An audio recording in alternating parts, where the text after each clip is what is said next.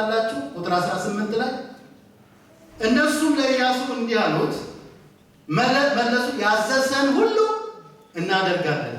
ወደምትልከን ሁሉ እንሄዳለን ለሙሴ ሙሉ በሙሉ እንደታዘዘን ሁሉ ለአንተም እንታዘዛለን ብቻ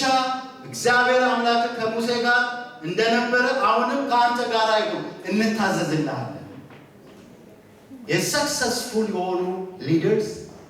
ሁል ጊዜ የሚከተላቸውን ሰዎች ከኋላቸው ማሰለፍ አለባቸው መቻል አለባቸው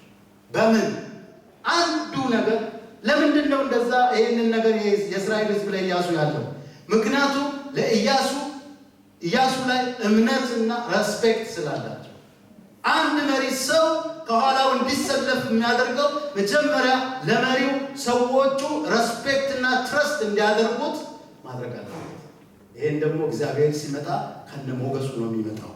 ስለዚህ ኢያሱ ብቻውን አልነበረ በኢያሱ መጽሐፍ ላይ የሶስት ሰው ስም ብቻ ነው የተጻፈው የሌሎቹ ወታደሮች ስም ባይጻፍም ግን ያን ሁሉ ስራ ኢያሱ ብቻውን አልሰራም ብዙ ጀግኖች ደግሞ በዛ ተገኝተዋል የእስራኤል ጀግኖች ለምን የኢያሱ አመራር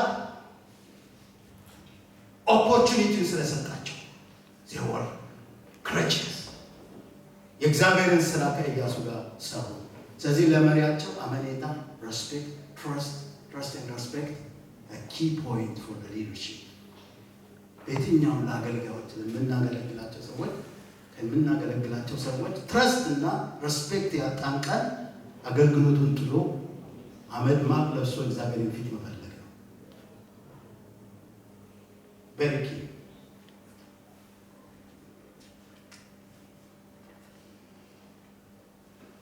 ኢያሱ በአገልግሎቱ ሁሉ ሌላው የእግዚአብሔር ኳሊቲው ከኢያሱ የምንማረው ኳሊቲ በአገልግሎቱ ሁሉ ለእግዚአብሔር ክብር ይሰጣል በኢያሱ መጽሐፍ ከአንድ እስከ መጨረሻ 4 ምዕራፍ ላይ በመጣውበት ጊዜ for everything ኢያሱ ለእግዚአብሔር ክብር ይሰጥ ነበር ልክ ዮርዳኖስን እንደተሻገሩ እንግዲህ ይኸው አምላክ በመካከላችን መሆኑንና እሱም በእርግጥ ከከናውያን ከጌጣውያን ከኤዋውያን ከፈርዛውያን ጌርሳውያን አሞራውያንና ቢሳውያን ከፊታችሁ እንዴት አድርጎ እንደሚያሳዳችሁ የምታውቁት በዚህ ነው he gave glory to God every glory to God ሁሉም ክብር ለእግዚአብሔር ይሰጣል ወገኖቼ በእኛ እግዚአብሔር ይክበር በሁሉ በአገልግሎታችን we have to give glory to God ስለሚገባው ኢያሱ ወይም የምንማረው ክብሩን ሁሉ ለእግዚአብሔር ይሰጣል ስለዚህ እግዚአብሔር በስተመጨረሻ ምን አለው አንተ ባሪያዬ ነህ እግዚአብሔርን ስናከብረው እሱ ያከብረናል ክብር ለእሱ ስንሰጠው እኛን ያከብራል ሃሌሉያ በስጢፋኖስ ሕይወት የምናየው ስጢፋኖስ እግዚአብሔር ክርስቶስን ግሎሪፋይ አደረገ ለስጢፋኖስ ጌታ ሪስፖንድ ያደረገው ከዙፋኑ ቆሞ አገልግሎቱን ይወካል ኢየሱስ ጌታ ነው በኢያሱ ሕይወት መጽሐፍ ውስጥ ቁልፉ ይሄን ሁሉ ያልተነጋገርንበት ነገር ቁልፉ ኢያሱ ሳይሆን ጌታ ነው በዚህ በኢያሱ መጽሐፍ ውስጥ ስለ እግዚአብሔር የምናያቸው አንዳንድ ነገሮች አሉ አንደኛው እግዚአብሔር የገባውን ቃል ኪዳን የሚፈጽም አምላክ መሆኑ በዚህ መጽሐፍ ላይ ነው ሁለተኛ እግዚአብሔር ከኃጢአት ጋር የማይደራደር ቅዱስ አምላክ እንደሆነ አካን በሰራው ኃጢአት ጊዜ እግዚአብሔር አልተደራደረም ሶስተኛ እግዚአብሔር ሰው በኃጢአቱ ተጸጽቶ ወደ እግዚአብሔር ከቀረበ እግዚአብሔር ይቅር የሚል የይቅርታ አምላክ መሆኑ ይታያል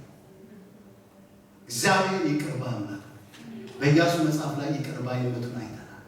እስራኤላውያንን ይቅር አላቸውና እንደገና ወደ ድል አመራቸው ኢየሱስ ጌታ ነው እግዚአብሔር ለልጆቹ ሌላን እድል የሚሰጥ ነው ህዝቡ